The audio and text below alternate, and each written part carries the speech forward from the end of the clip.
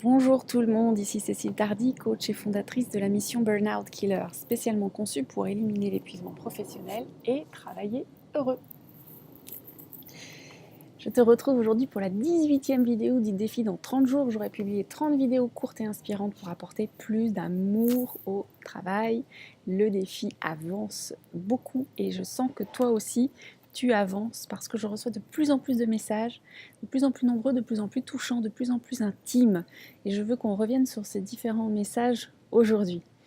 Le premier message, c'est que tu dis que bien qu'on soit très très nombreux à participer à ce défi, toi, tu te sens très très seul face à ces différents changements et à ces exercices. Et je veux te rassurer parce que c'est tout à fait normal. Tu es vraiment en train d'aller chercher au fond de toi-même.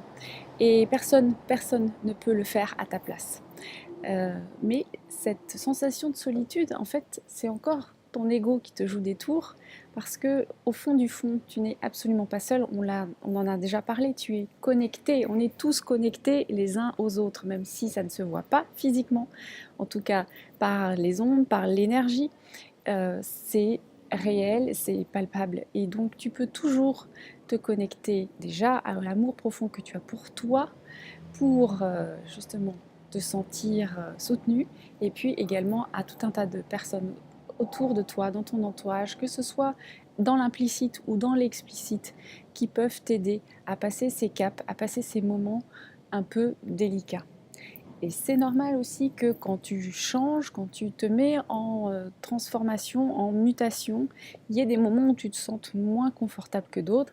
C'est comme quand tu apprends une langue étrangère. Au début, tu cherches tes mots. Au début, tu as un accent pas très clair. Au début, tu fais des erreurs. Et au fur et à mesure, en pratiquant, quand ça s'inscrit dans l'apprentissage et dans l'expérience, ça devient facile. Donc accroche-toi et surtout pense à nous, on est tous là pour te soutenir. Le deuxième message que j'entends souvent, c'est que tout ce que je te transmets à travers ces vidéos, finalement, tu le sais déjà. Et ça m'amuse beaucoup parce que moi je réagis exactement de la même manière quand je vais à une formation et que je ne suis pas totalement prête et ouverte à entendre tous les messages. Donc si tu as cette réaction de dire bon ok ce qu'elle dit ça va mais moi je le sais déjà. Alors d'abord tu as compris c'est un exercice qui est un peu difficile parce qu'en 3 minutes je dois te dire des choses très simples mais qui soient tout de suite applicables et efficaces pour toi. Et surtout si tu as cette réaction de dire que ok je le sais déjà, ça va, what else, what's new for me, c'est que tu es encore dans le jugement, tu es encore dans le mental et donc tu n'es pas connecté à ton cœur.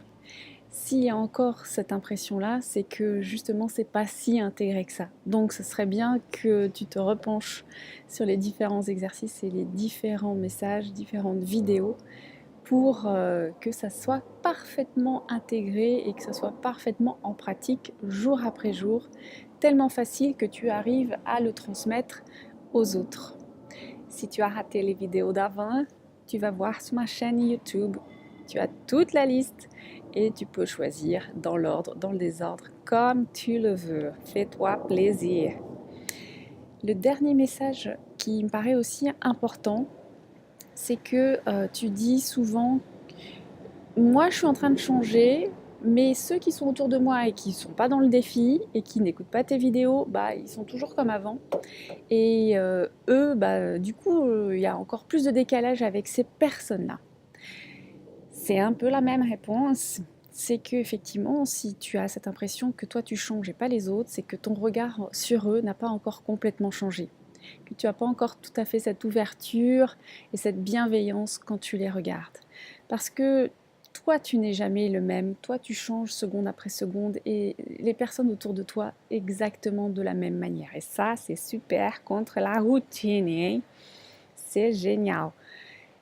Tu peux pas savoir ce que des interlocuteurs vivent moment après moment, ce qu'ils ont vécu le soir en rentrant chez eux, sur leur chemin avant de venir, à leur pause déjeuner, etc.